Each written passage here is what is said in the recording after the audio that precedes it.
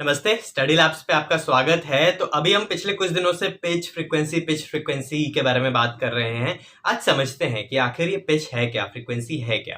ठीक है।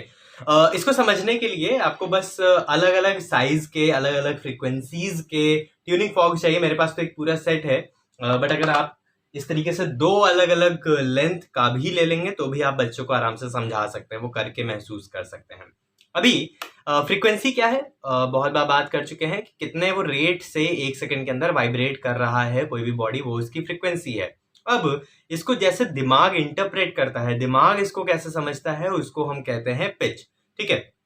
यानी कि अगर किसी की फ्रीक्वेंसी लो है, कोई अगर कम वाइब्रेट कर रहा है तो उसकी जो पिच होगी वो भी लो होगी।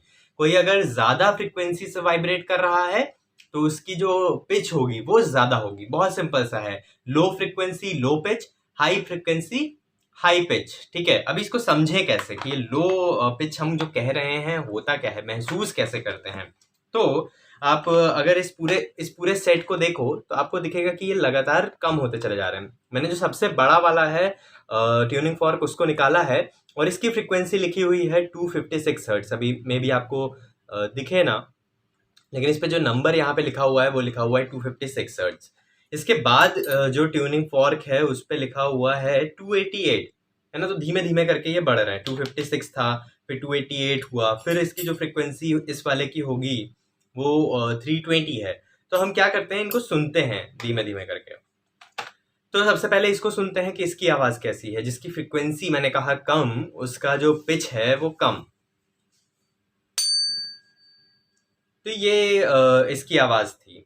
हम इससे ऊपर चलते हैं 288 पे, उसको सुनते हैं। थोड़ा सा जो इसकी जो पिच है वो बड़ी, बहुत ज्यादा ऐसे डिफरेंस आपको नहीं समझ में आएगा जब तक आप बहुत बड़ा चेंज नहीं करते हैं। अभी ये 320 लेकर देखते हैं। ठीक है। इससे आगे हम चलेंगे तो हमारे पास 344 का हर्ट्ज है। तो थोड़ी सी आवाज फिर से बदल गई। अगले पे हमारे पास 384 है। तो फिर हम थोड़ा सा हाई पिच की तरफ गए और हम अब जा रहे हैं 426। तो इसका आवाज आप सुनिए, और ज्यादा थोड़ी सी पतली होती चली जा रही है। ये हमारे पास है 480।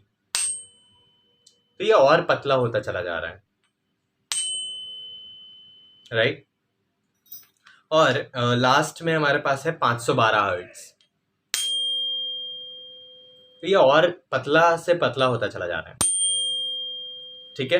हम इसकी जगह पे अगर 256 को हिट करके देखें और आवाज में डिफरेंस देखें, ठीक है, तो ये थोड़ी सी मोटी आवाज है। इसकी जो पिच है थोड़ी सी लो है, ये लो पिच का है। ठीक है। और ये वाला जो हमारा हो गया ये हाई पिच का है, थोड़ी सी पतली आवाज। हम इसमें भी देख सकते हैं कि ये हमारा 288 है और ये हमारा 480 है। तो 480 मतलब हाई फ्रिक्वेंसी हाई पिच की आवाज होगी ये। ठीक है। ये हाई हाई पिच है और ये लो पिच की आवाज होगी। तो ये जो लो पिच और हाई पिच है, आप इसको ऐसे भी समझ सकते हैं कि जो मेल होते हैं, पुरुष होते हैं, उनकी जो आवाज होती है वो भारी होती है। यानी कि उसका जो फ्रिक्वेंसी है वो कम है, पिच जो है वो कम है।